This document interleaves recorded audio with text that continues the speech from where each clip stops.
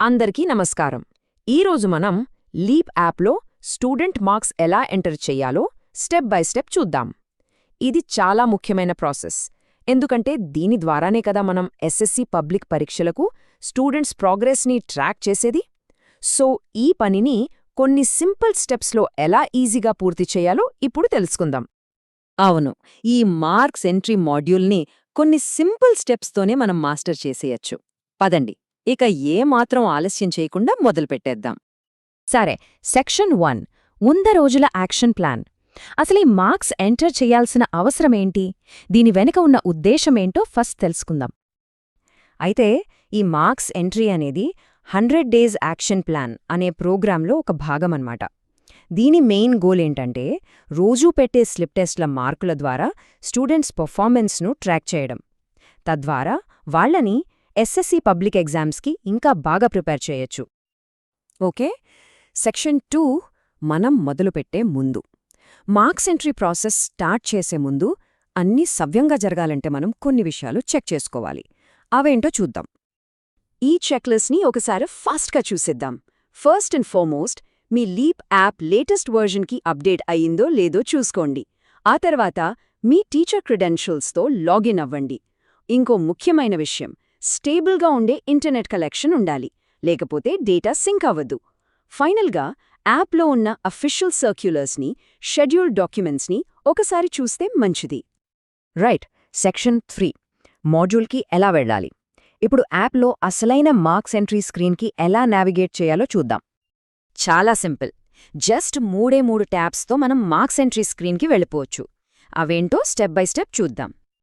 Okay, step 1, యాప్లో login అవ్వగానే main dashboard కనిపిస్తుంది కదా, అక్కడ స్టూడెంట్ అనున్న టైల్ని ట్యాప్ చేయాలి. అంతే, ఫస్ట్ స్టెప్ అయిపోయింది. స్టెప్ 2, స్టూడెంట్ మీద ట్యాప్ చేశాక స్టూడెంట్ మెనూ వస్తుంది. ఆ స్క్రీన్లో కింద భాగంలో యాక్షన్స్ అనే ఆప్షన్ ఉంటుంది, దాన్ని సెలెక్ట్ చేసుకోండి.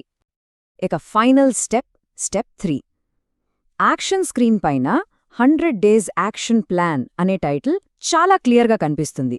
దానిమీద ఒక ట్యాప్ చేస్తే చాలు, మనం నేరుగా మార్క్స్ ఎంట్రీ పేజ్కి వచ్చేస్తాం. సరే, సెక్షన్ 4 స్టూడెంట్ మార్క్స్ ఎంటర్ చేయడం. ఇప్పటిదాకా ఎలా నావిగేట్ చెయ్యాలో చూశాం కదా, ఇప్పుడు అసలు పని అంటే ఒక్కో స్టూడెంట్కి మార్క్స్ ఎలా ఎంటర్ చెయ్యాలో డీటెయిల్డ్గా చూద్దాం. ఈ స్క్రీన్ ఓపెన్ అవ్వగానే ఫస్ట్ మనం చేయాల్సిన పని ఏంటంటే స్లిప్ టెస్ట్ ఏ రోజు జరిగిందో ఆ నెల, ఆ తేదీని సెలెక్ట్ చేసుకోవాలి. ఇది చాలా ఇంపార్టెంట్, ఎందుకంటే డేట్ సెలెక్ట్ చేస్తేనే మిగతా ఫారం అంతా లోడ్ అవుతుంది. డేట్ సెలెక్ట్ చేయగానే చూడండి, ఫారం ఇలా ఎక్స్పాండ్ అవుతుంది. ఇప్పుడిక్కడ మనం ఏ సబ్జెక్ట్ మార్కులు ఎంటర్ చేస్తున్నామో ఆ సబ్జెక్ట్ని, అలాగే ఏ సెక్షన్కి సంబంధించిందో ఆ సెక్షన్ని కూడా సెలెక్ట్ చేయాలి. ఈ రెండు సెలెక్ట్ చేయగానే ఆ క్లాస్లోని స్టూడెంట్స్ లిస్ట్ అంతా కింద డిస్ప్లే అవుతుంది. ఇక్కడ ఒక చాలా ముఖ్యమైన రూల్ గుర్తుపెట్టుకోవాలి. స్లిప్ టెస్ట్ అనేది ఎప్పుడూ కూడా మాక్సిమం 20 మార్కులకే ఉంటుంది. అంటే ఎంటర్ చేసే మార్కులు 0 నుంచి 20 మధ్యలోనే ఉండాలి.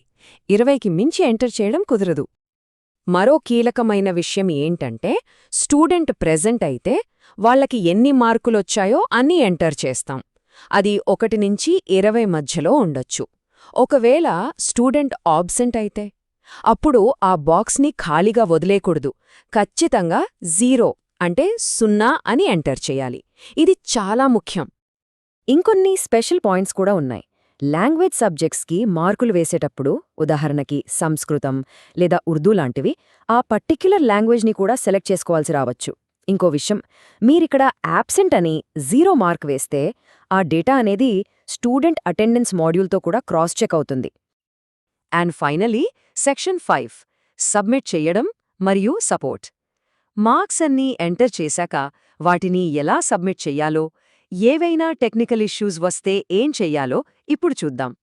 ఇది చాలా ముఖ్యమైన గమనిక, జాగ్రత్తగా వినండి.